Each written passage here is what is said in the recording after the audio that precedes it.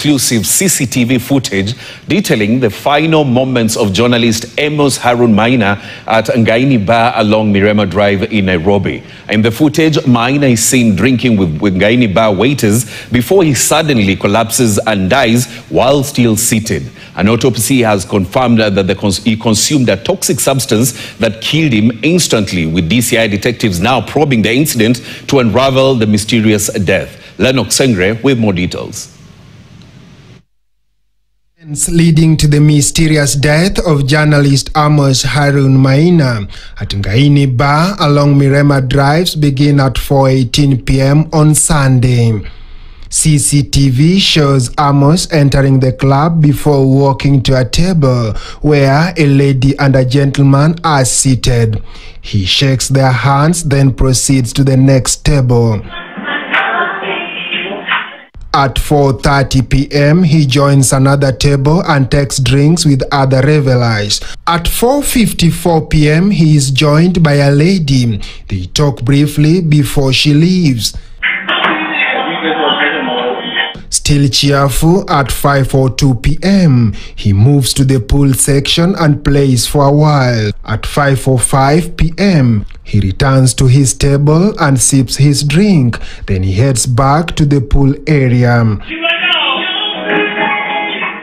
At 5:18 p.m., he joins a lady seated in the club. At 5:23 p.m., he leaves two ladies he had been talking to for about 5 minutes. Notably, during this interaction, he never takes any drink.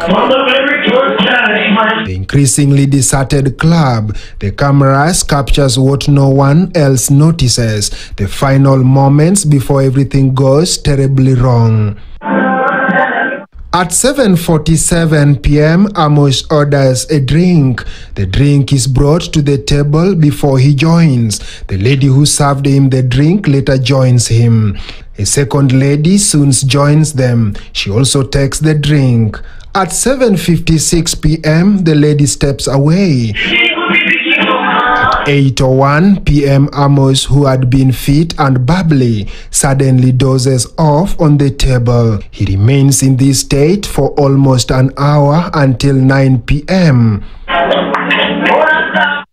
The moment that sealed his fate comes at 9:22 p.m. Amos's neck suddenly collapses backward. This is believed to be the moment he died while still seated. At 9:22 p.m., a waitress approaches and attempts to help him lay on the table, unaware that Amos was already gone. At 9:34 p.m., the lady who had been drinking with him, the same one who earlier served him, returns with another man to check on him, but then Amos is already dead. At 9:59 p.m., a man and a lady are seen checking whether he is still breathing. At 10:49 p.m., Amos' brother enters the bar. He appears devastated as he tries to wake him, even attempting resuscitation. His efforts fail. He struggles to carry Amos from the seat, but nothing works. Amos appears to have been dead for a long while. At 11:02, Amos' wife walks into the club. At 11:08 p.m., his body was carried out of the club by his brother with assistance from another person. The lingering questions remain. What was the substance that Amos swallowed? The one the postmortem showed killed him instantly. And who wanted him dead? Detectives drawn from the DCI are expected to release the toxicology report by next week, Tuesday. Lennox Sengre, KTN.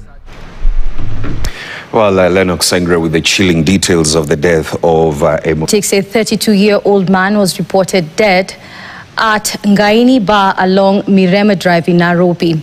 And as KTN's Lennox Sengre now reports, an autopsy has revealed that journalist Amos Maina had consumed a substance that killed him instantly, with the DCI now investigating to unravel the mysterious murder. Take a look. And he was a good man. Homicide detectives from the Directorate of Criminal Investigations DCI are investigating the mysterious death of a journalist at the Ngaini Bar along Mirema Drive in Nairobi.